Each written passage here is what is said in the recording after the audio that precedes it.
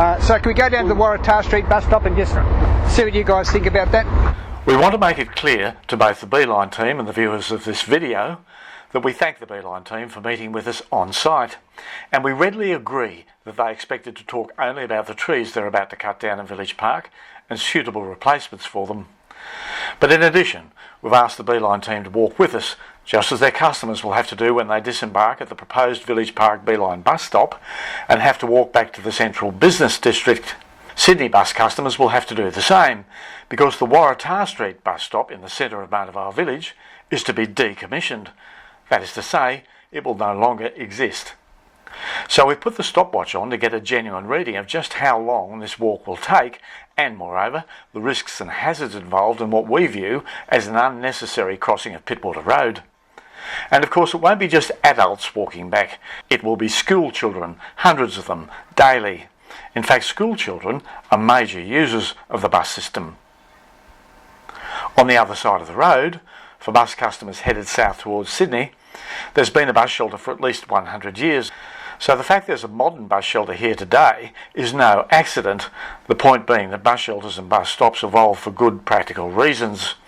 In fact, there's such compelling reasons there hasn't been much of a change over that 100 years. Pittwater Road still goes to Bayview and Church Point on the western side of Village Park, and Barrenjoey Road still goes to Newport, Avalon and Palm Beach on the eastern side of Village Park. But this is the distance that people are going to have to walk from that bus stop. Yep, up to this one. Yeah, not just to this one, but this one feeds the major part of Mona Vale. Yep. Now that bus stop over there, we've got photos 100 years ago. How old's that photo? 90 years? 1921. 1921. That bus stop was there. That position, you know. Yep. All these bus stops evolve over time. These are natural Aboriginal roads. That one, and that one through there, the Mona Vale Road. So they make sense.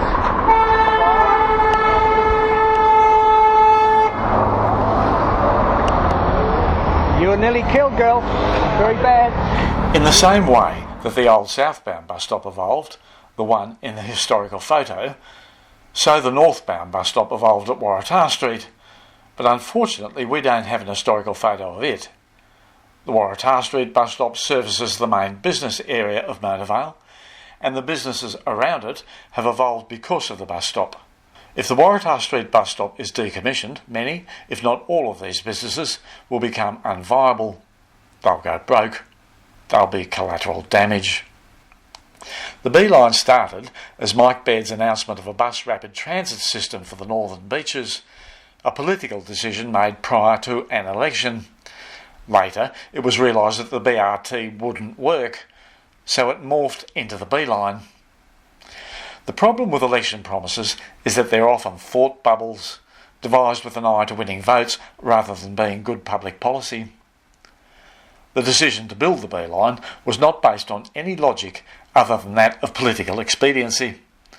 Because it was a political decision, it didn't matter that the cost blew out from $200 to $500 million, and it's now approaching $600 million.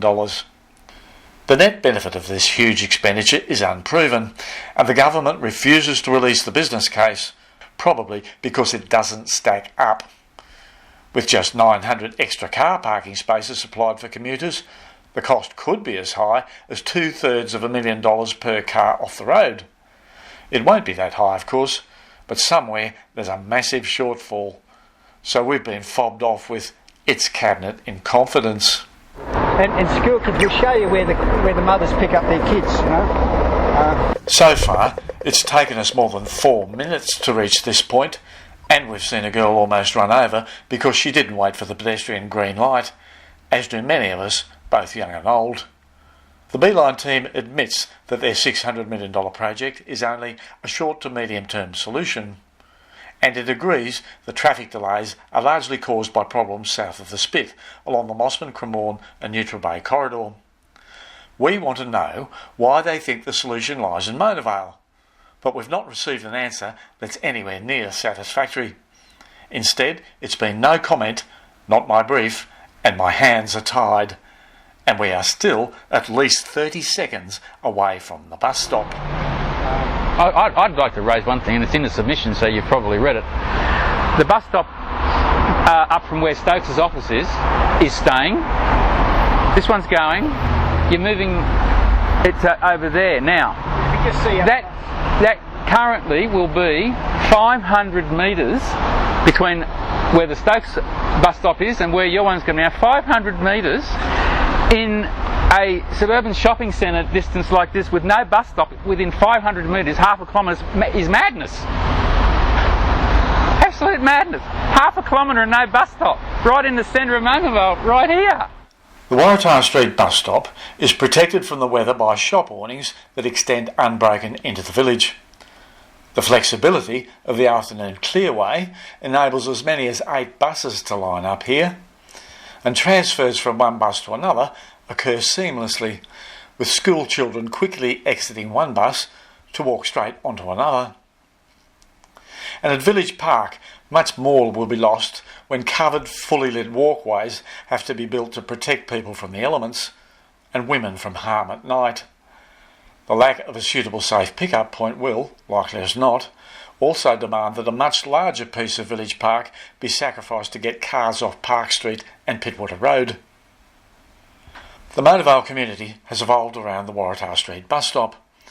If it goes, many businesses will suffer. And whereas the pick-up point works effectively today, with cars able to do U-turns and park at the bottom of Waratah Street at no cost to anyone, shifting the bus stop to Village Park will not only cost a fortune, it will create major difficulties for many people and safety issues. This makes no sense. What does make sense is this. Instead of spending $600 million on the B line and losing thousands of votes, and some seats too probably, why can't we have a simple traffic regulation change giving buses priority in lane changing and turning, coupled with conversion of the T3 transit lane into a bus-only lane from the Spit Bridge south? When the going got tough for the government, just a few months ago, Mike Baird quit without a backwards glance. In the wash-up, his friend and planning minister Rob Stokes was left high, dry and furious. Injury was added to insult when Stokes lost his cherished planning portfolio in Gladys Berejiklian's reshuffle. Stokes has been sidelined. He remains determined to stay until the next election, which he now feels the government may not survive. It is possible that the safe Liberal seat of Pittwater is now marginal and would fall to a capable independent. The Berejiklian government should hope that Stokes stays the distance and recontests the seat. It was a political decision that started the B-line. Another is now required to end it.